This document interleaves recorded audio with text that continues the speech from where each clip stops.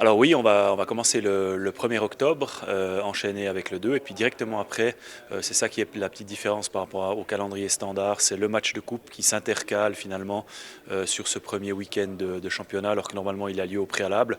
Mais voilà, on a l'habitude de commencer de toute façon les saisons toujours avec un rythme élevé, et du coup ça ne changera pas cette année. A priori pas, puisque les 6 matchs, en fait, il y a normalement 6 matchs qu'on aurait dû jouer chaque club en septembre. Ces 6 matchs sont simplement copiés, ou bien plutôt coupés et collés à la fin du championnat.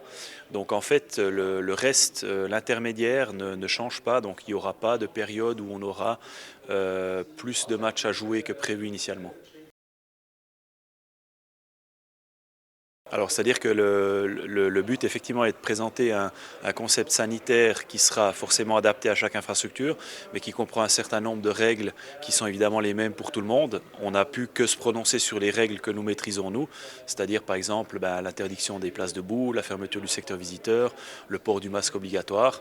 Après, évidemment, qu'il y a d'autres mesures qui vont être mises en place dans le cadre de l'autorisation cantonale. Et évidemment, l'élément crucial pour chaque club, ce sera la détermination de la jauge, du nombre de spectateurs autorisés dans le stade. Mais ça, on peut évidemment, nous, pas se prononcer dans notre assemblée, puisque c'est une décision à prendre avec les autorités.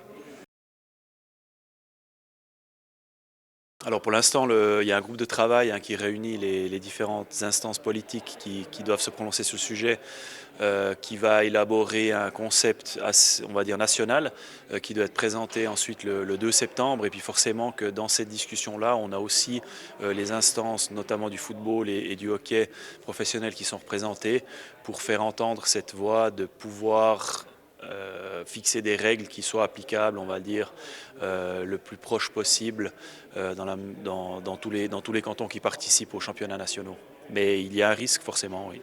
Alors on est inquiet depuis 6 mois maintenant, donc voilà, un petit peu plus, un petit peu moins, ça change pas grand-chose, quoi. Mais c'est vrai qu'on a un dialogue et une discussion qui est posée avec nos autorités.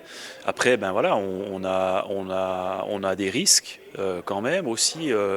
Peut-être le plus grand risque, c'est l'évolution durant la saison. Peut-être d'avoir la possibilité de démarrer selon une certaine méthode et puis de devoir après changer.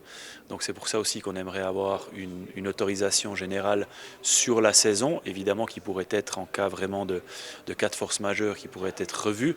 Mais c'est vrai que par exemple d'avoir une autorisation match par match, ce sera administrativement déjà et en termes de planification quelque chose de quasiment ingérable pour notre personnel.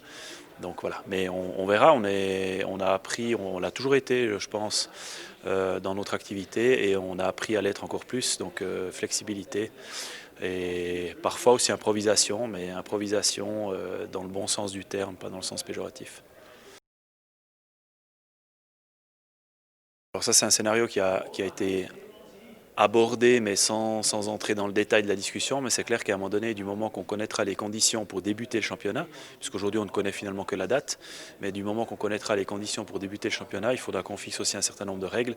Qu'est-ce qui se passe si un joueur est contaminé dans une équipe, si une équipe est en quarantaine, si plusieurs équipes sont en quarantaine, jusqu'à quand on peut jouer, à quel moment on devrait décider d'interrompre, ainsi de suite. Donc ça c'est des dossiers, des sujets qui sont d'importance, mais pour lesquels on ne peut pas apporter encore de réponses aujourd'hui, parce qu'on a besoin d'avoir au préalable d'autres informations avant de pouvoir discuter de ça de façon concrète.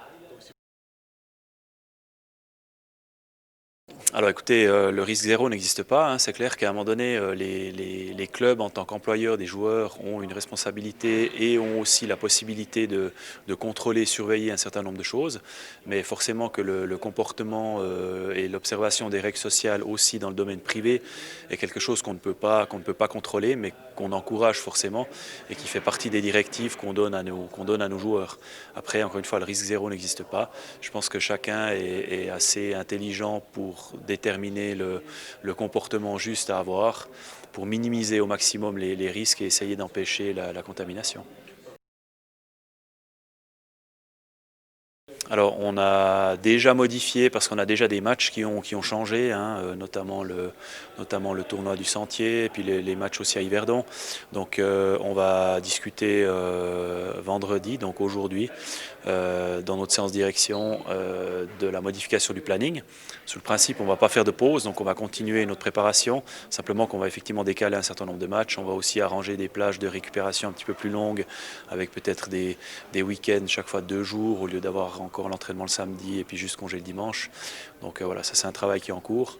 Je vous avoue que c'est honnêtement pas le premier de mes soucis à ce jour, mais on est en train de faire ça, puis on va publier notre nouvelle liste de matchs de préparation dans les prochains jours, quand on aura aussi pu coordonner ça avec les adversaires, avec les organisateurs. Ça change rien, on aurait de toute façon commencé le 18 septembre à domicile, donc on est prêt, ou plutôt on sera prêt. Donc voilà, ce report ne change rien, même si qu'évidemment on aura 2 semaines de plus pour faire des petites retouches, des petites finitions.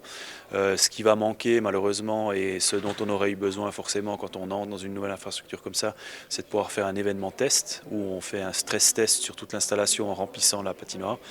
Malheureusement, on ne pourra pas le faire, donc on verra la jauge et le nombre de spectateurs qu'on osera accueillir au premier match.